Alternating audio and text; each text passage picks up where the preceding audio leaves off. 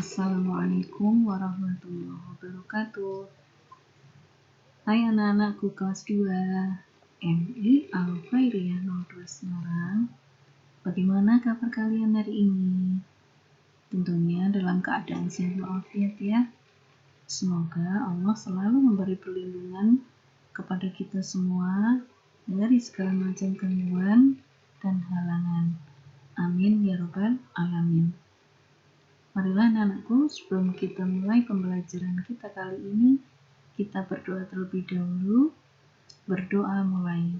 A'udzu billahi minasyaitonir rajim. Bismillahirrahmanirrahim. Rabbis shrahli sadri wa yassir li amri wahlul 'uqdatam min lisani yafqahu qawli. Amin ya rabbal alamin. Marilah anak-anakku, duduklah dengan tenang dan simak baik-baik video pembelajaran kita kali ini ya. Kali ini kita sudah masuk materi fikih kelas 2 semester genap, yaitu tentang sholat berjamaah. Ketika suara azan berkumandang di berbagai penjuru, dari masjid ke masjid, dari musola ke musola, ya, para jamaah mulai berdatangan ke masjid untuk melaksanakan sholat berjamaah.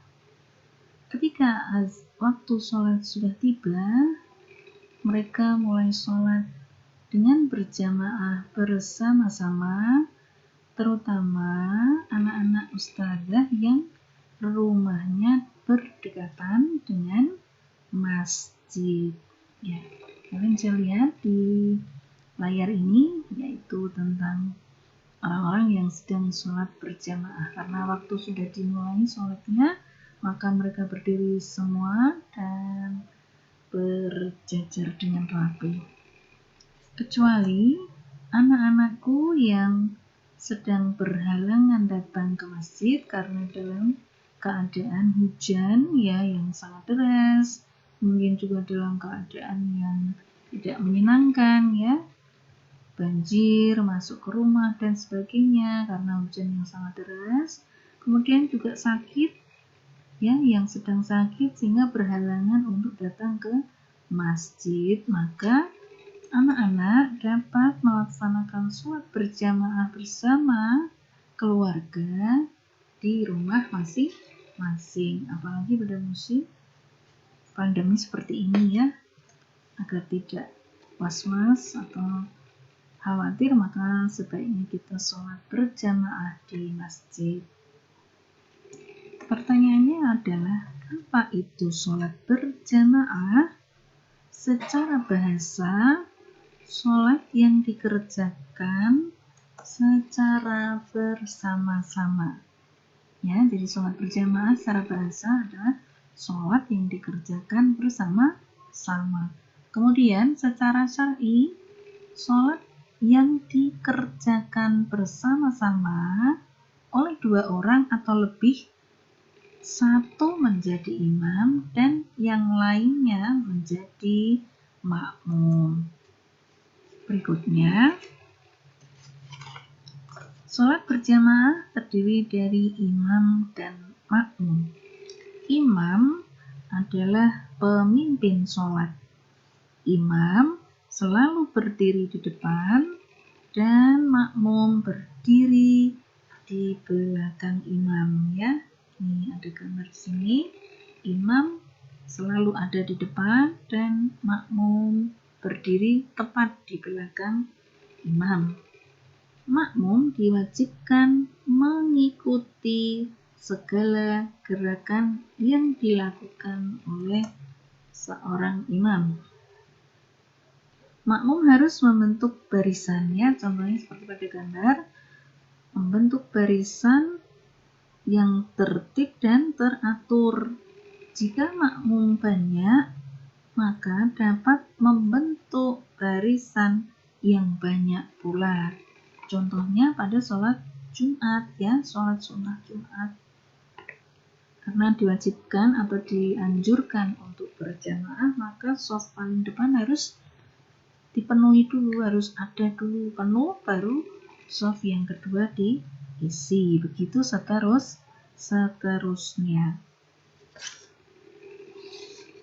Kemudian shaf sholat adalah barisan dalam sholat. Jadi shaf sholat ya merupakan bentuk dari kesempurnaan sholat berjamaah. Sholat jamaah dapat dilaksanakan di mana saja anak-anakku, jadi bisa di rumah kalian ya. Sholat berjamaah bisa dilaksanakan dimanapun, baik di rumah atau di musola ataupun di masjid. Tapi dalam Islam atau dalam agama kita yang paling diutamakan oleh Allah adalah masjid. Jadi masjid ini adalah tempat yang paling utama untuk melaksanakan sholat berjamaah. Sholat berjamaah ini sangat dianjurkan dalam Islam karena Allah sendiri memerintahkan kepada Nabi Muhammad SAW untuk sholat jamaah di masjid bersama para sahabatnya ya. Kemudian sholat juga dapat dilaksanakan secara munfarid. Apa itu munfarid? Munfarid artinya sholat yang dilakukan sendirian. Ya, selain sholat berjamaah, sholat bisa juga dilaksanakan dengan munfarid atau sholat sendirian.